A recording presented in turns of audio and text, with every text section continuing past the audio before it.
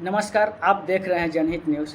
आज हम बात करेंगे उस शख्स की जिसने भारत की राजनीति में एक अलग पहचान बना लिया है। राजनीतिक विशेषज्ञों ने उसके चर्चा करते नहीं थकते। यहाँ तक कि भारत के प्रधानमंत्री नरेंद्र मोदी भी उसकी प्रशंसा करते नहीं थक रहे हैं।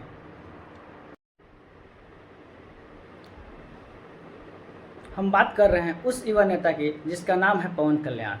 पवन कल्याण ने आंध्र प्रदेश की राजनीति को बदल दिया है, जिसे प्रधानमंत्री नरेंद्र मोदी ने आंधी की संज्ञा दी। एनडीए घटक दल के बैठक में पवन कल्याण भी बैठे थे। वहां पर नरेंद्र मोदी ने उसे संबोधित करते हुए कहा कि यह पवन नहीं, यह आंधी है। आज हम पवन कल्याण के राजनीतिक जीवन पर विशेष चर्चा करेंगे। आप धैर्य बनाकर हमारे साथ बने रहें और अगर चैनल पर नए हैं तो चैनल को सब्सक्राइब कर दें। चलिए अब बात करते हैं कौन है पवन कल्याण। पवन कल्याण तेलुगु फिल्म के सुपरस्टार हैं और वह तेलुगु फिल्म के मेगा स्टार चिरंजीवी के भाई हैं। पवन कल्याण को तेलुगु फिल्म का पावर स्टार कहा जाता है।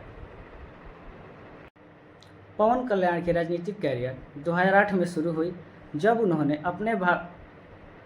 अपने भाई चिरंजीवी की पार्टी प्रजा राज्यम पार्टी को ज्वाइन किया। जब चिरंजीवी ने अपनी पार्टी की गठबंधन कांग्रेस से किया तो यह पवन कल्याण को अच्छा नहीं लगा और उन्होंने इसका विरोध किया। पवन कल्याण के विरोध करने के बाद भी जब चिरंजीवी नहीं माने तो पवन कल्याण ने अपने राजनीतिक कैरियर से कुछ देर के लिए विराम ले लिया। अब बात है 2014 की, जब एनडीए के अपने पूर्ण समर्थन से नरेंद्र मोदी की सरकार दिल्ली में बनाई और उसी समय पवन कल्याण ने अपनी पार्टी की स्थापना की, जिसका नाम रखा जन सेना पार्टी। उस समय पवन कल्याण ने अपना समर्थन टीडीपी और बीजेपी को किया। 2018 में पवन कल्याण ने टीडीपी का विरोध किया। कारण था किडनी की रहस्यमय बीमारी को लेकर रिसर्च एवं इलाज की मांग।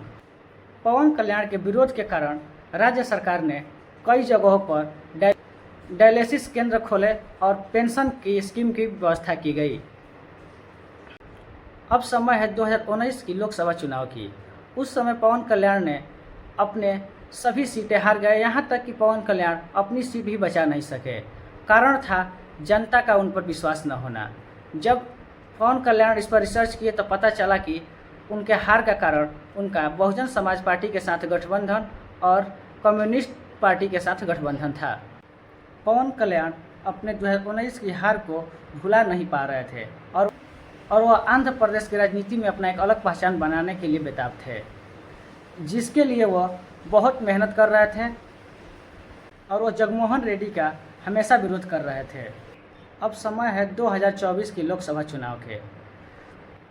2024 लोकसभा चुनाव से पहले चंद्रबाबू नायडू को गिरफ्तार कर लिया गया और उन्हें विजयवाड़ा जेल में बंद कर दिया गया। पवन कल्याण को ऐसे ही वक्त की जरूरी थी और वह चुनाव से पहले उन्हें मिल गया। चंद्रबाबू नायडू से मिलने के लिए पवन कल्याण जेल में पहुंचे।